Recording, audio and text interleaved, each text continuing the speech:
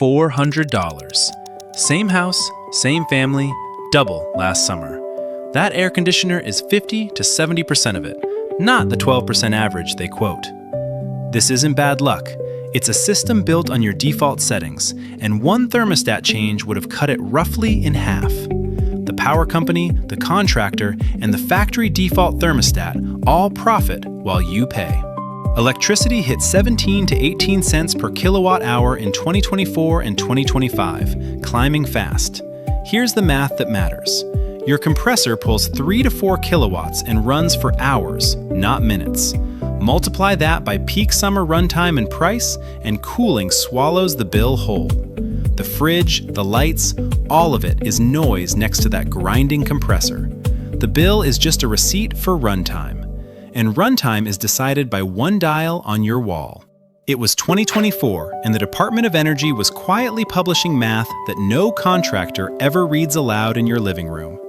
Picture the set point as a throttle, not a switch. Every single degree Fahrenheit you raise it cuts your cooling energy by roughly 3%. That's not a slogan, that's the mechanism.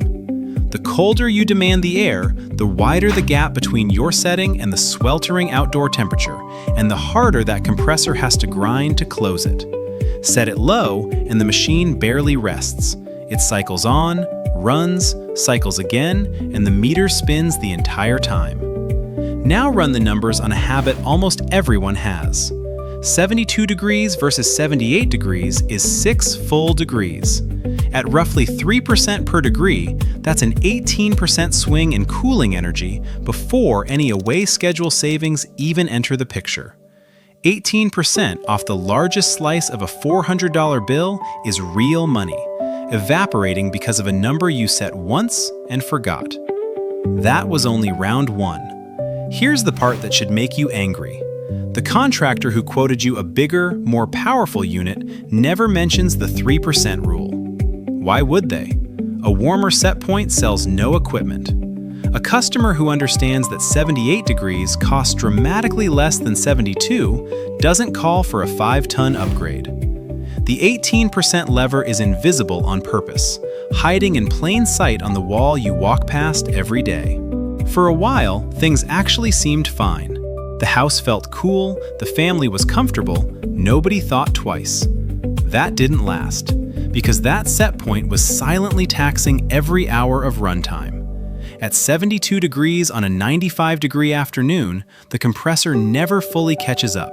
It just runs and runs, converting your dollars into cold air that leaks straight back out through the walls. The lower the dial, the longer the grind, the fatter the receipt. You could have shaved 18% by nudging one number, and nobody with a financial stake in your bill was ever going to tell you. So yeah, not great. Every homeowner who cranked it colder this summer would look back on this moment and wish they'd made a different call. That's the 3% rule. Multiply it across a scorching month, and you start to see how a normal family ends up staring at $400. But raising the number is only half the setting that would have halved it. Think of your thermostat as having 2 speeds, home and away. The Department of Energy is blunt about the setting that works. 78 degrees when you're actually in the house.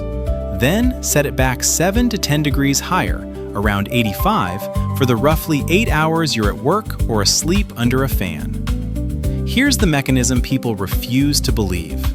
Cooling an empty house to 72 degrees is pure waste. There's nobody there to feel it. Every kilowatt hour spent chilling empty rooms is money set on fire for the benefit of your furniture. The setback stops that bleed cold, and the numbers are not small.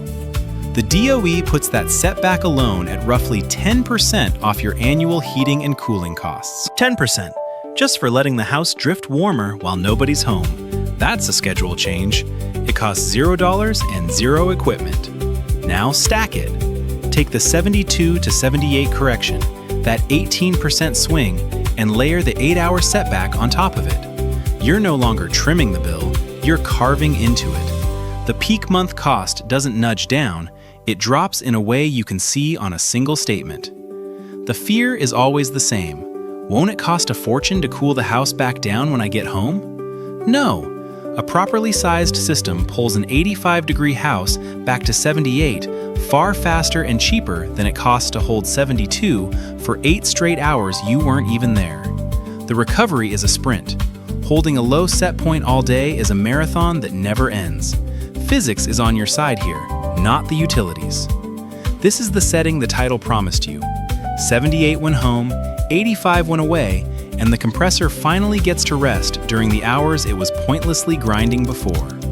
Combine the set point correction with the setback, and you are looking at the single change that would have taken a $400 bill and cut it toward $200. One dial, 2 numbers.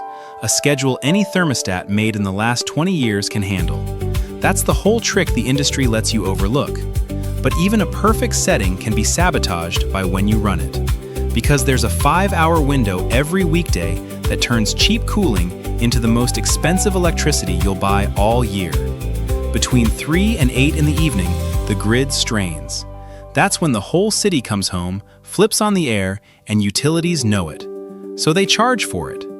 Many power companies run peak rates on summer weekdays in exactly that window, and the price jump is brutal. Here's the mechanism. That same kilowatt hour that cost you off-peak can cost 2 to 3 times as much during peak. Nothing about the electricity changed. The clock changed.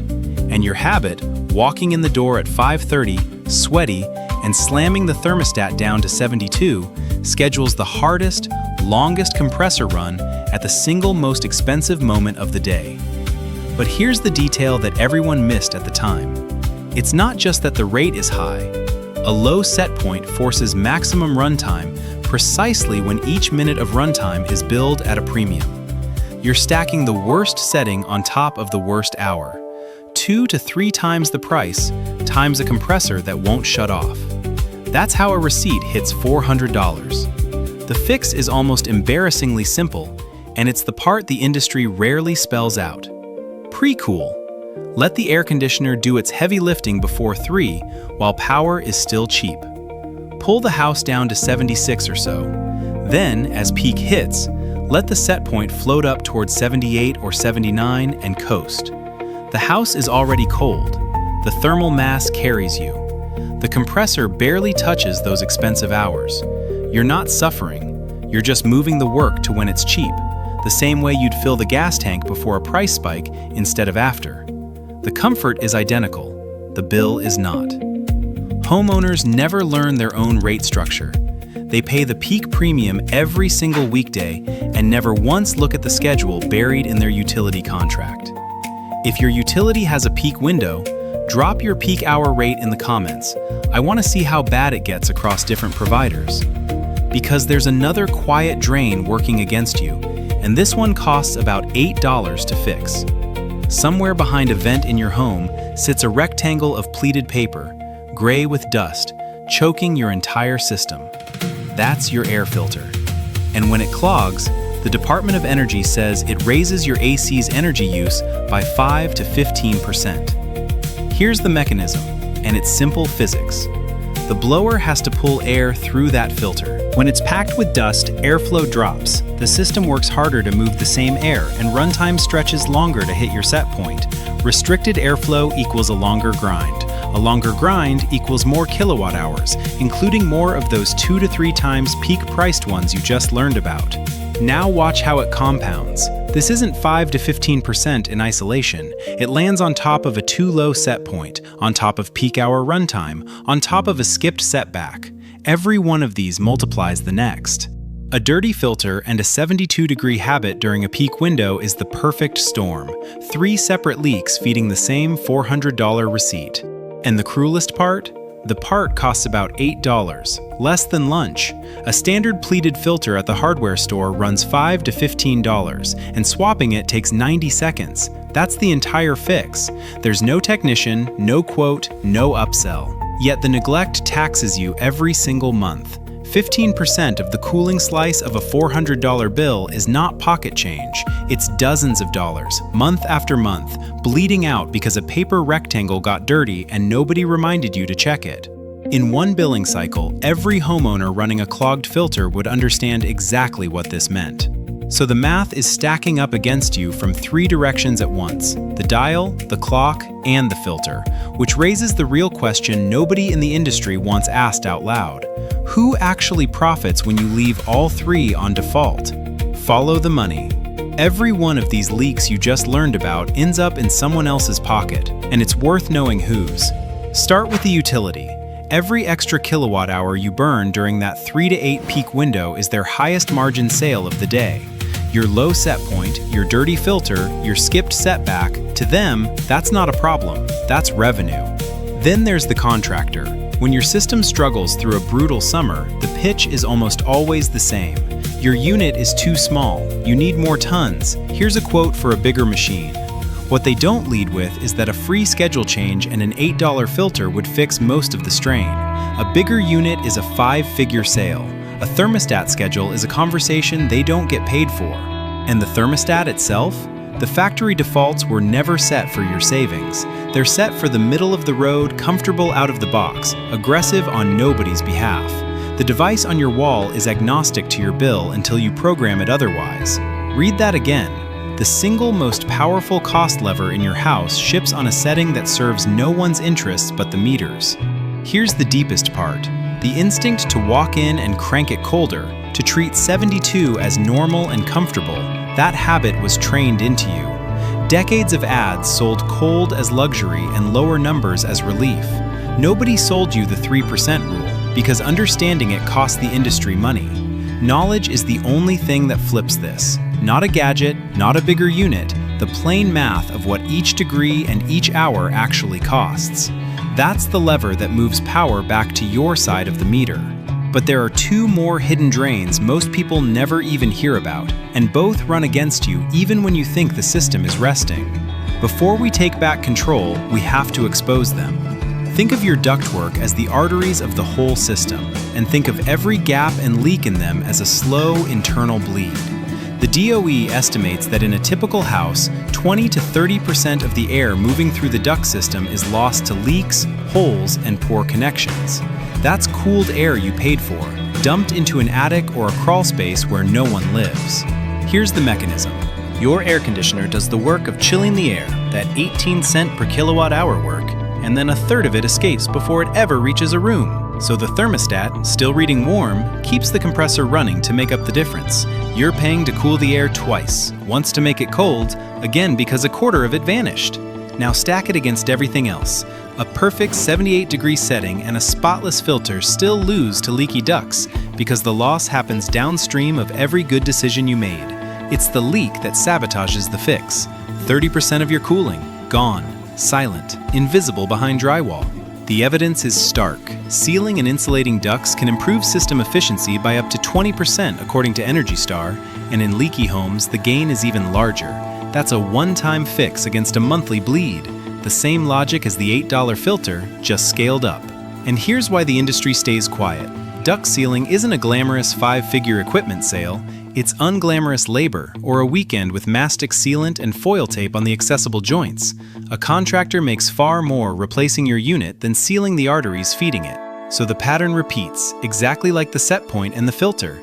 A cheap, boring fix recovers real money, and nobody with a stake in your bill volunteers it first.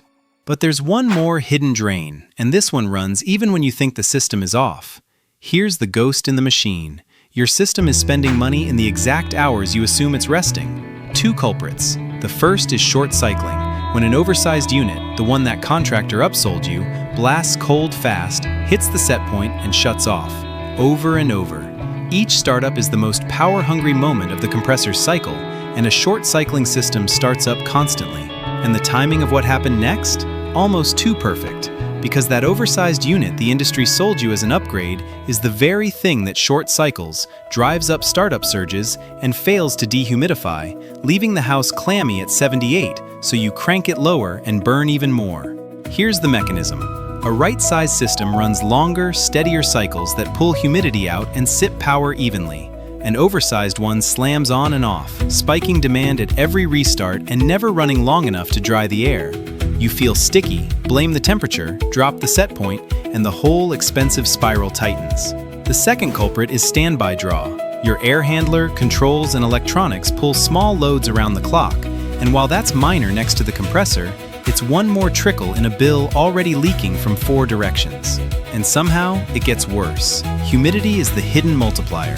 The DOE notes that a house at 78 degrees with proper humidity feels as comfortable as 72 in a damp one. So a system that can't dehumidify literally forces you into the expensive low set point habit. The equipment trains the behavior. The evidence lands hard. An oversized system can cost you meaningfully more in energy and shortened equipment life, and it's the direct result of a bigger is better sales pitch that ignored a proper load calculation. So the machine sized to comfort you is the machine bleeding you in hours you thought were free. Now you've seen all 6 drains, and it's time to shut every one of them. Picture yourself standing at the thermostat, but this time you're the one in control. Here's the full stack, assembled. 78 degrees when you're home, 85 when you're away or asleep. Pre-cool before the 3 o'clock peak and coast through it.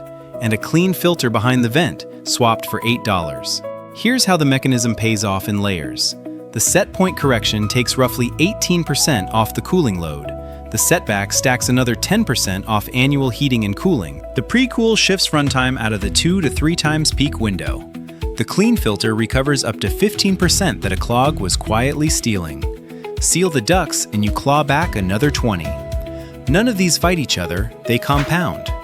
Now, you could have stopped there, you didn't. Add an Energy Star certified smart thermostat and it automates the entire schedule for you. No remembering, no manual setbacks.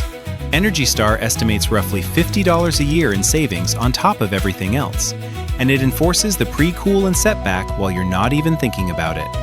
Add it all up and the picture changes completely. The stack of corrections is what turns a $400 statement toward the $200 range on your very next cycle. That's not a fantasy number, that's the DOE's own percentages, applied to the cooling slice that dominates your bill. And here's the real shift.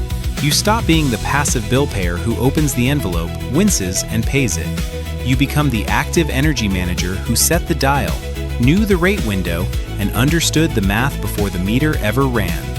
The power moved back across the meter to your side. So here's the challenge. Tonight, before your next billing cycle even starts, pull up your last statement and your rate schedule and run your own numbers.